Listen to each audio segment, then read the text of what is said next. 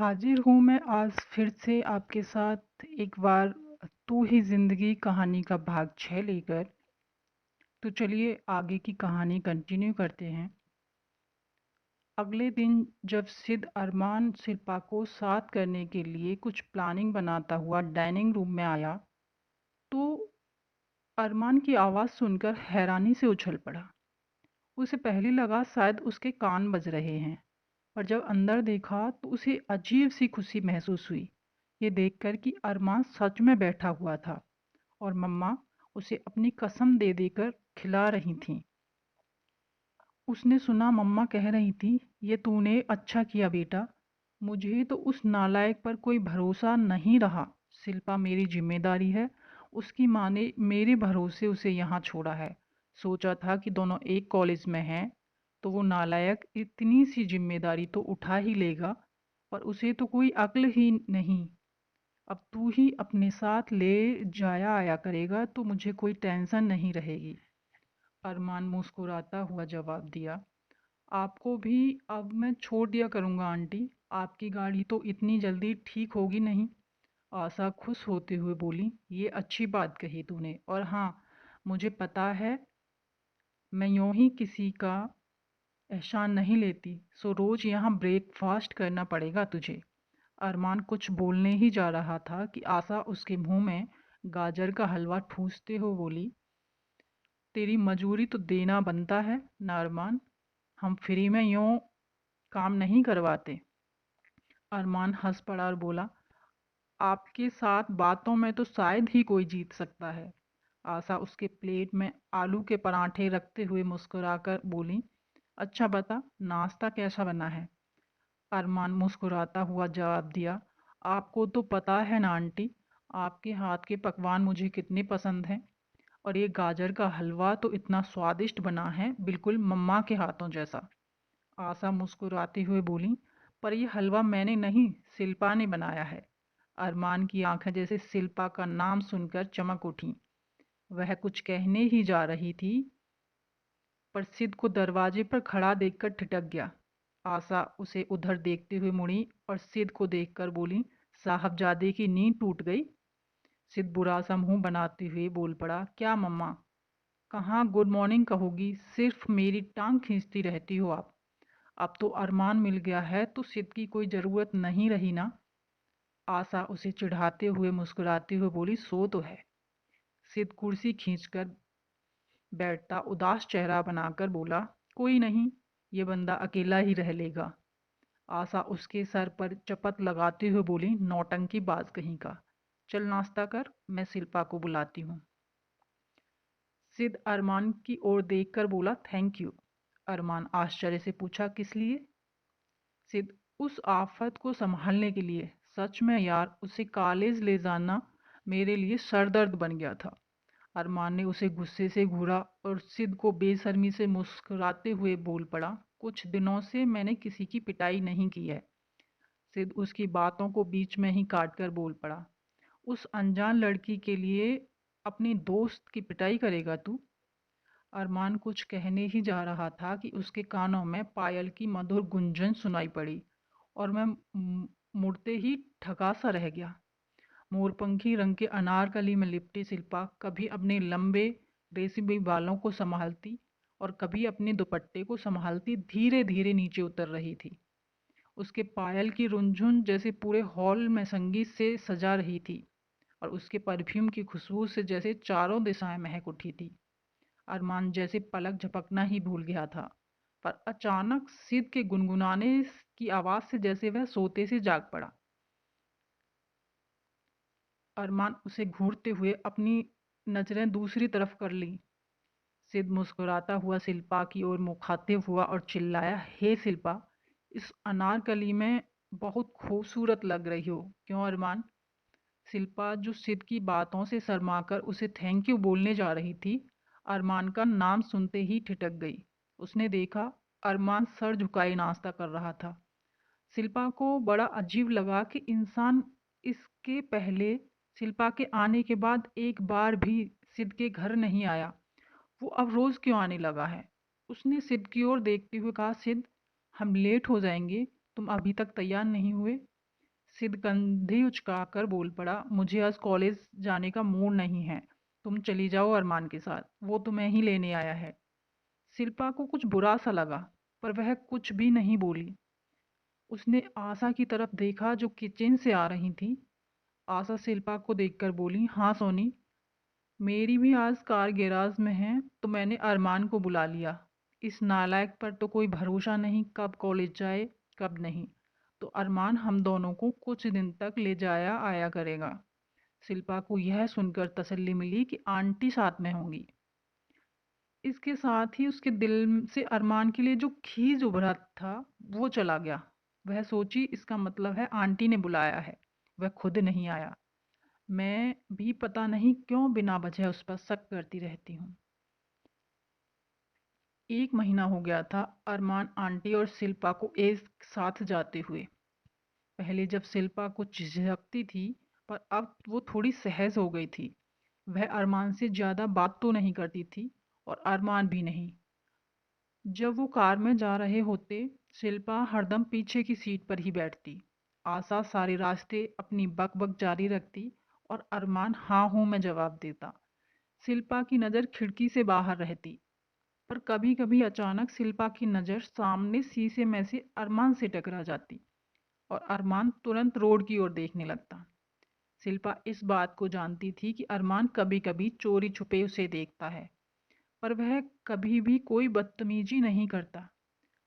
और शिल्पा को एक लड़की होने के नाते अच्छी तरह पता था कि लड़कों की आदत होती है ये चोरी छुपे खूबसूरत लड़कियों को देखना। पर अरमान की नज़रों में कोई गंदगी उसे नज़र नहीं आई। पर वह जब कोई खूबसूरत सा मैचिंग ड्रेस पहनती और खासकर जब मोरपंखी या आसमानी रंग की सलवार कमीज पहनती, तो अरमान की नज़रों में प्रशंसा के भाव उतर आते थे।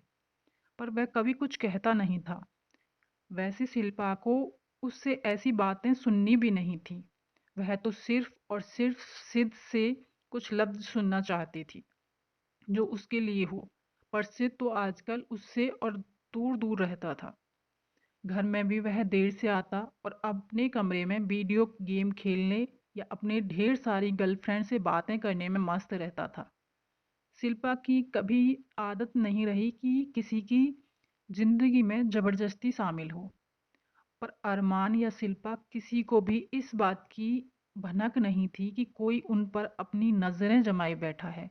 और वो था सिद्ध, जो इस बात का बेसब्री से इंतजार कर रहा था कि अरमान शिल्पा साथ साथ हों, कम से कम दोनों में दोस्ती हो जाए। पर इस बात के आसार उसे कम ही नजर आ रहे थे, क्योंकि दोनों को उसने कभी ज्यादा बातचीत करते हुए नहीं देखा। उसे पता था कि शिल्पा थोड़ी शर्मीली थी, पर मुंबई आने के बाद 1 महीने में तो वह सिद्ध के साथ भी घुल मिल गई थी। फिर अरमान के साथ रोज रोज आना जाना था और एक क्लास में भी थे दोनों। पर एक बात सिद्ध ने नोटिस की थी, आजकल अरमान थोड़ा खुश रहता है। उसके चेहरे पर एक मुस्कान फैली रहती है और वह नॉर्मल इंसान लगता है। और उसके चेहरे का सख्तीपन चला गया है। उसे खबर मिली थी कि आजकल अरमान ने पीना भी कम कर दिया है और समय पर घर भी चला जाता है। और इतना परिवर्तन ही सिद्ध को बहुत कुछ समझा रहा था। अब उसे कुछ ऐसा करना था जिससे शिल्पा को अरमान के करीब लाया जा सके। वह इसी सोच में अपने कमरे में बेचैनी के साथ टहलकदमी कर रहा था कि उसे शिल्पा की आवाज़ सुनाई पड़ी। क्या हुआ? कोई टेंशन है? सिद्ध ने उसे देखते हुए पूछा। नहीं नो, तुम्हें ऐसा क्यों लगा? शिल्पा अंदर आती हुई बोली, मुझे पता है तुम्हें जब कोई टेंशन होती है तुम ऐसे ही टहलती रहती हो अपने कमरे में। कुछ सीरियस है क्या? सिद्ध पर बैठता हुआ मासूम सा चेहरा बनाता हुआ बोला, हाँ शिल्पा, समझ नहीं आ रहा क्या करूं। शिल्पा चिंतित स्वर में पूछी, आंटी को बताओ ना। सिद्ध जल्दी से बोल पड़ा, अरे नहीं, बिल्कुल नहीं, मम्मा इसमें कुछ नहीं कर सकती। फिर उसकी ओर देखते हुए बोला, पर तुम चाहो तो मदद कर सकती हो। शिल्पा सिर हिलाते हुए बोली, बताओ ना, मुझसे जो होगा करूंगी। सिद्ध, असल में वो अरमान है ना? शिल्पा ने चौंकते हुए पूछा, क्या हुआ उसे? सिद्ध मुस्कुराता हुआ जवाब दिया, उसे क्या होगा, रोज तो मिलती हो उससे। शिल्पा नाराजगी के साथ बोली, मैं उससे क्यों मिलूं भला? तुम ही ने उसे कहा है ना कि मुझे कॉलेज ले जाए। और तुम ही तो। सिद उसे बीच में ही रोकता हुआ बोला, बस बस, समझ गया मैं। अब शिकायत की गठरी खोलकर बैठोगी तो मेरी प्रॉब्लम ही भूल जाऊंगा।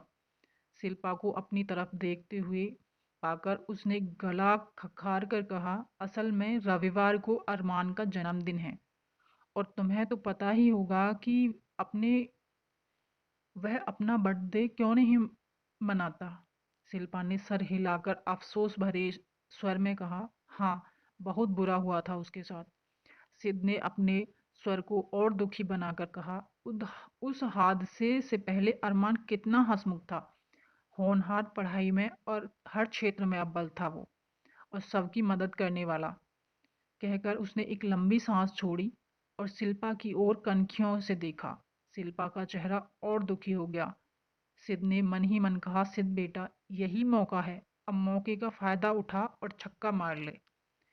उसने गला खखारते हुए कहा, तुम तो देख ही रही हो मम्मा कितनी कोशिश कर रही हैं उसे नॉर्मल लाइफ में वापस लाने के लिए, तो हमारा भी कुछ फर्ज बनता है कि हम उनकी हेल्प करें। शिल्पा ने सिर हिलाया। सिद ने उत्साहित होकर कहा, तो हम सब दोस्तों ने सोचा है कि उसका बर्थडे सेलिब्रेट किया जाए, जिससे वह अपनी नॉर्मल लाइफ में जल्द से जल्द लौट आए। शिल्पा ने सिर हिलाया। सिद पर मुश्किल है, पर उसे पता चलेगा तो वह आएगा ही नहीं, क्योंकि उसे ये सब पसंद नहीं है। शिल्पा ने अपनी गाल पर हाथ रखकर पूछा, तो अब? सिद उसकी ओर देखते हुए कहा, उसे केवल एक ही इंसान वहां वर्ते की जगह पर लेकर आ सकता है, और वह है शिल्पा मल्होत्रा। इतना सुनते ही शिल्पा की आंखें फैल गईं। वह उठकर खड़ी हो गई और आंखें फैलाकर सिद को देखने लगी। सिद उसका हाथ पकड़कर खींचते हुए बोला, बैठ जाओ और सुनो। शिल्पा चुपचाप बैठ गई, क्योंकि उसने जो सुना था उसे अरमान को लेकर आना है, उसी से डरी हुई थी। सिद ने उसका हथेलियों को दबाते हुए कहा, सुनो शिल्पा, एक तुम ही हो जो अरमान के या हमारे लाइफ में बहुत बाद में आई हो, और अरमान अपने दोस्तों के साथ कभी भी सहज नहीं हो सकता, जिनको वह पहले से जानता है। और तुम जानती हो, मेरे अलावा वह किसी और से बात भी नहीं करता। तो अब कौन है जो उसे किसी तरह फुसलाकर पार्टी में ले आए? वह तुम हो। शिल्पा कुछ बोलना चाहती थी, पर सिद ने हाथ जोड़ते हुए कहा, प्लीज शिल्पा, मना मत करो। शिल्पा थोड़े असहज भाव में बोली, अरे, तुम हाथ क्यों जोड़ रहे हो? सिद, अगर तुम नहीं मानी तो मैं पैर पड़ने को भी तैयार हूँ, पर तुम्हें यह काम करना ही पड़ेगा, तुम्हें मेरी कसम। शिल्पा तुरंत बोल पड़ी, अपनी कसम मत दो सिद, मैं कोशिश करूंगी। सिद खुशी से उछलते हुए चिल्लाया, hey thank you Shilpa, thank you so much. Shilpa ने दिल ने कहा, तुम्हारे लिए तो मैं कुछ भी कर दूं सिद। पर उसे जब अरमान का चेहरा याद आया तो डर गई और नर्वस होकर पूछा, पर सिद, अरमान अगर गुस्सा हो गए तो? अगर वह समझ जाए और मना कर दे तो? मुझे कुछ समझ नहीं आ रहा, कैसे करूंगी मैं ये सब? सिद मुस्कुराते हुए बोला, तू सी फिक्र न कर सोनिए, मेरे पास एक जबरदस्त आइडिया है, और तुम जानती ही हो कि सिद्धांत मोदी का आइडिया कभी फेल नहीं होता। शिल्पा उसके कहने के अंदाज से मुस्कुरा उठी। अगले दिन जब अरमान और शिल्पा कॉलेज पहुंचे तो अरमान कार पार्क करके आकर देखा कि शिल्पा खड़ी है। वह चौंक गया, क्योंकि हर रोज जब वह कॉलेज के गेट पर शिल्पा को उतार कर कार पार्क करके आता, तब तक शिल्पा अपनी क्लास में चली जाती। उसने शिल्पा की ओर देखकर पूछा, कुछ प्रॉब्लम है? शिल्पा इतना सुनते ही घबरा गई और कांपते स्वर में बोली, नहीं तो। अरमान, तो यहाँ क्यों खड़ी हो? शिल्पा कुछ कहने जा रही थी, पर अरमान के डर से भूल गई और अंदर जाने को मुड़ी। तभी उसे याद आ गया और रुककर बोल पड़ी, वो असल में कहना था। अरमान ने उसकी तरफ देखकर पूछा, हाँ, क्या बात है? शिल्पा ने उसे देखा और फिर चुप हो गई।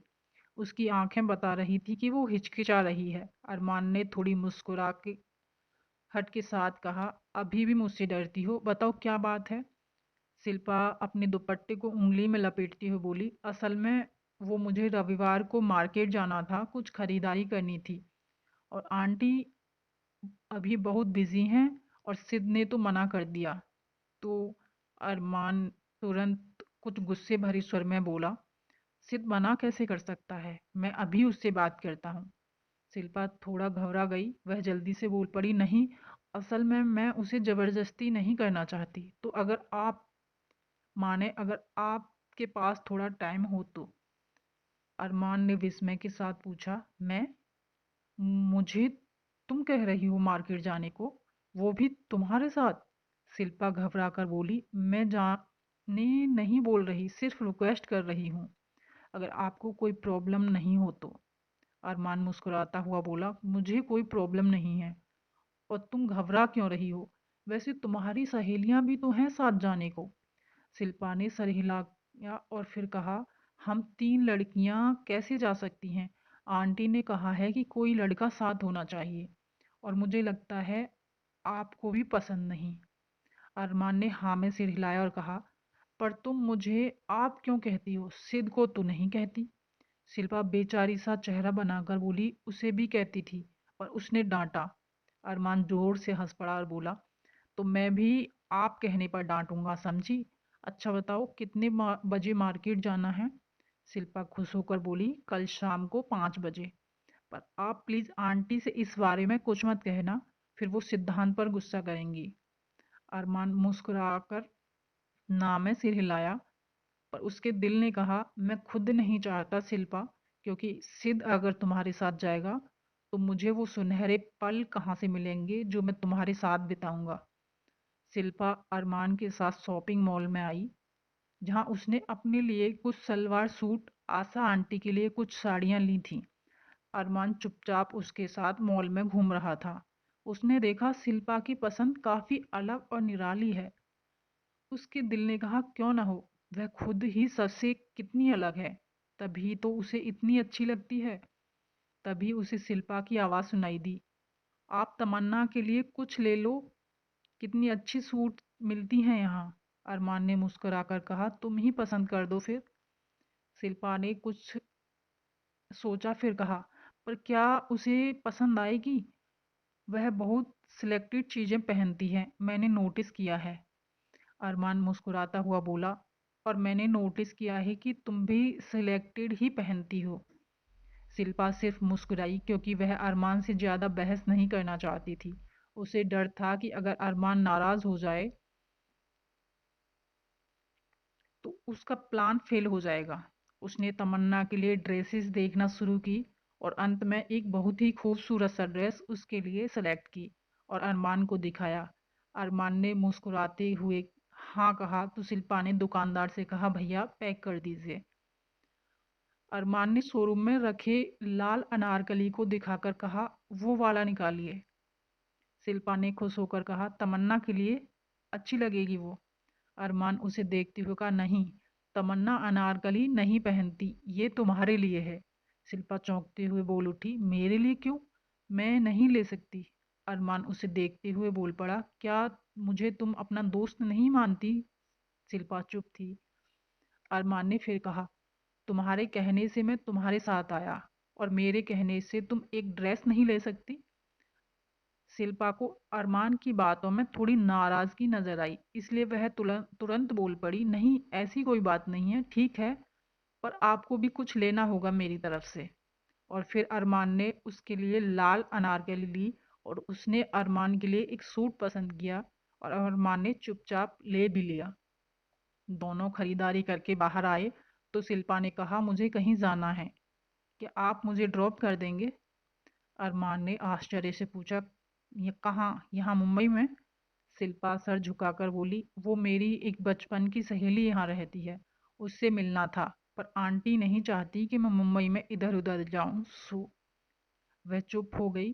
पर अरमान मुस्कुराकर कहा, और आंटी को पता चल गया तो मुझे डांटेंगी न, कि मैं उन्हें बिना बताए। शिल्पा को उसकी बातों को काट कर बोल पड़ी, आंटी को पता नहीं चलेगा, बस मिलकर ही चली जाऊंगी। कहकर वह बेचारी सा चेहरा करके अरमान को देखने लगी। अरमान का दिल पसीज उठा और वह बोला, ठीक है चलो। एड्रेस तो पता है ना? शिल्पा ने सिर हिलाया और अरमान को एड्रेस दिया। अरमान ड्राइव करता हुआ आया और देखा वह फार्म हाउस था। उसे कुछ समझ नहीं आया, पर उसने कहा, मैं बाहर ही इंतज़ार करूँगा, तुम मिलकर आओ और कुछ ज़रूरत हो तो बताना, मैं इधर ही हूँ। पर शिल्पा कार से उतरते हुए बोली, आप भी आ जाओ ना। कहकर उसने अचानक अरमान का हाथ पकड़ लिया। अरमान का दिल धक से उठा और मन में खुशी की एक लहर दौड़ गई, पर उसने खुद को कंट्रोल किया और बोला, मैं इधर ही हूँ, तुम मिलाओ। शिल्पा बोल उठी, ये अच्छा नहीं लगेगा ना, उनको भी बुरा लगेगा कि मैंने आपको बाहर ही इंतज़ार करने को कहा।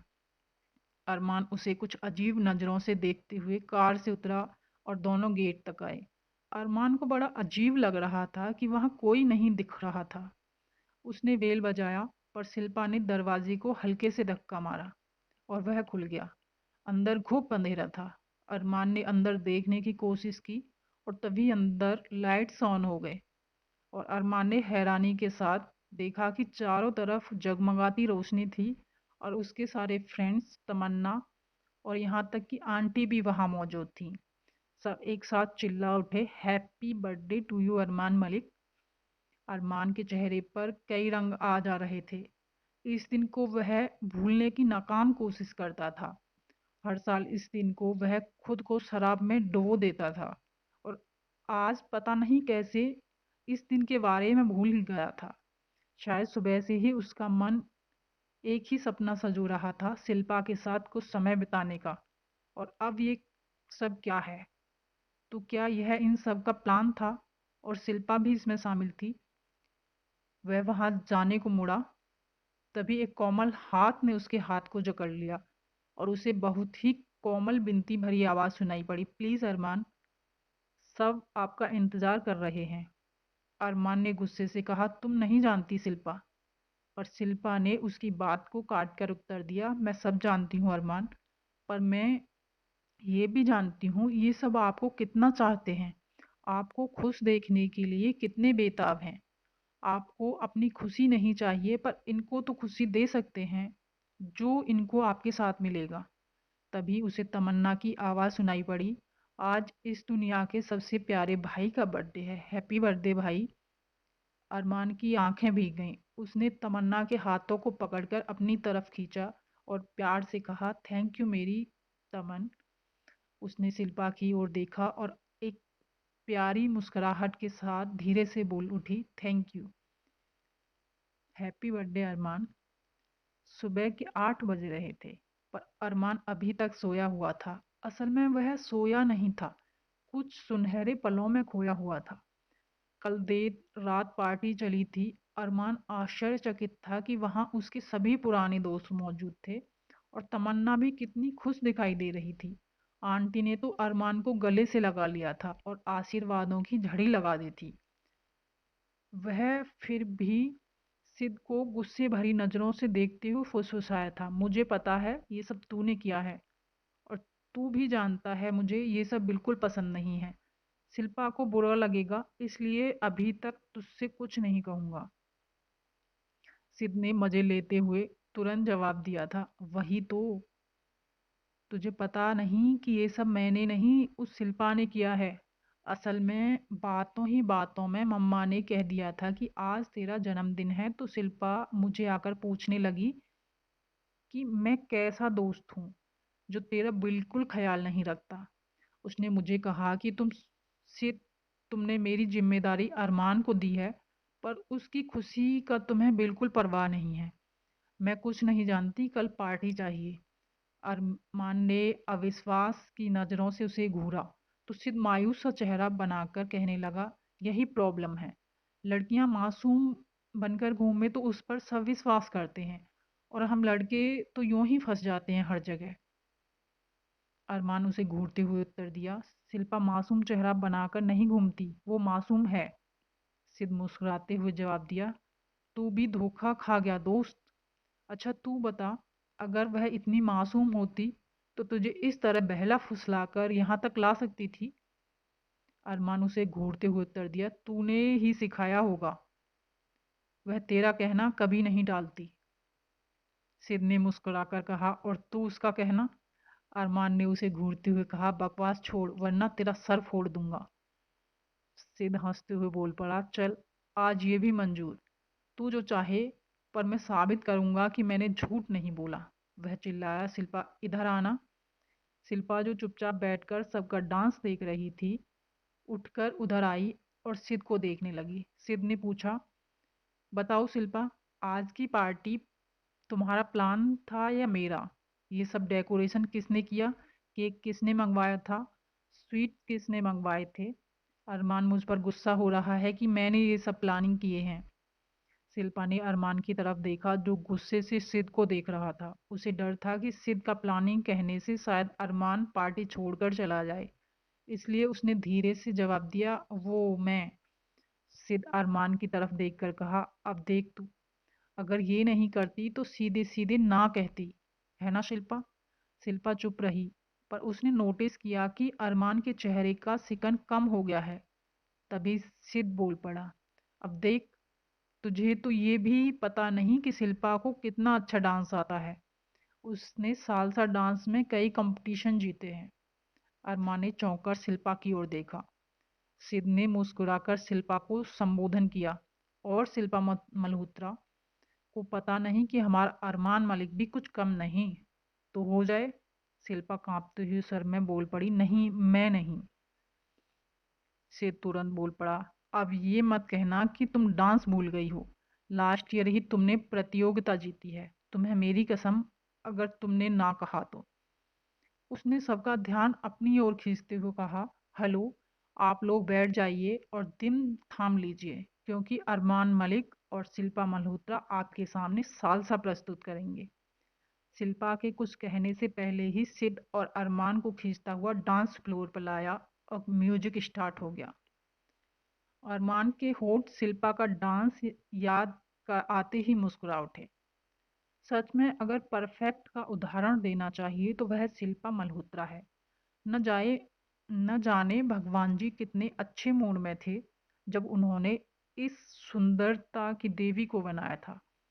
कितनी फुर्सत से, कितनी चाव से उस ऊपर वाले ने कारीगरी की थी, और अपनी कारीगरी पर खुद को गर्वित किए होंगे। उसने मुस्कुराकर अपनी आंखें बंद कर लीं और फिर से उन्हीं सुनहरे पलों में खो गया जिसने उसके जीवन में एक नया मोड़ ला दिया था। सिद अपने कमरे में तैयार हो रहा था, तभी उसे शिल्पा की आवाज़ सुनाई दी, सिद, तुमने कल झूठ क्यों कहा? सिद उसे देखकर आश्चर्य से बोला, मैं और झूठ? शिल्पा नाराजगी के साथ बोली, ऐसे मत बनो सिद, तुमने क्यों नहीं कहा कि ये सारी प्लानिंग मेरी थी?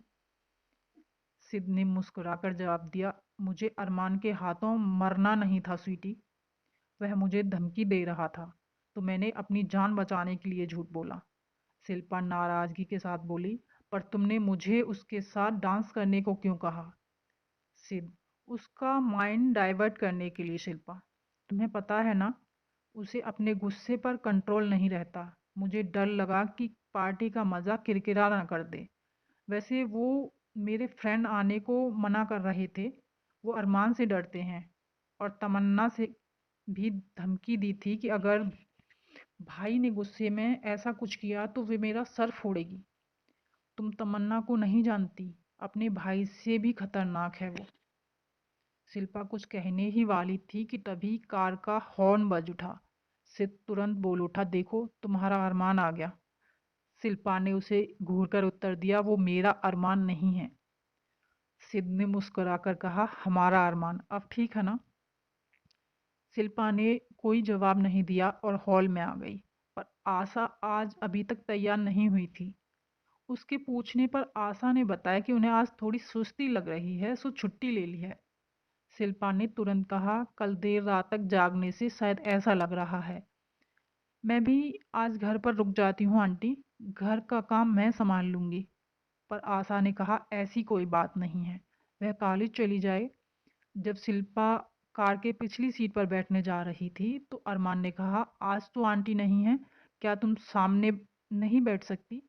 शिल्पा चुपचाप बैठ गई, क्योंकि उसे पता था ना कहने पर अरमान का मूड बिगड़ जाता है। रास्ते में दोनों चुप ही रहे, पर अरमान तो जैसे दिल ही दिल में न जाने कितनी बातों में खोया हुआ था। उसके होठों पर एक प्यारी सी मुस्कुराहट थी जो शिल्पा की नज़रों से छुपी नहीं थी, और वह अचंभित थी कि अरमान आज इतना खुश क्यों है। पर इससे ज़्यादा उसे इस बात की चिंता खाई जा रही थी कि पता नहीं सिद्ध के दोस्त तमन्ना और उसके दोस्त शिल्पा के बारे में क्या सोचेंगे। वह कभी नहीं चाहती कि उसका नाम अरमान के साथ जोड़ गया। तो ये था कहानी का पार्ट 6। आपको कैसा लगा प्लीज़ कमेंट करके ज़रूर बताइएगा। इससे अगला भाग मैं जल्दी ही आपके साथ में लेकर आ रही हूँ। तब तक के लिए थोड़ा इंतज़ार करिए। धन्यवाद।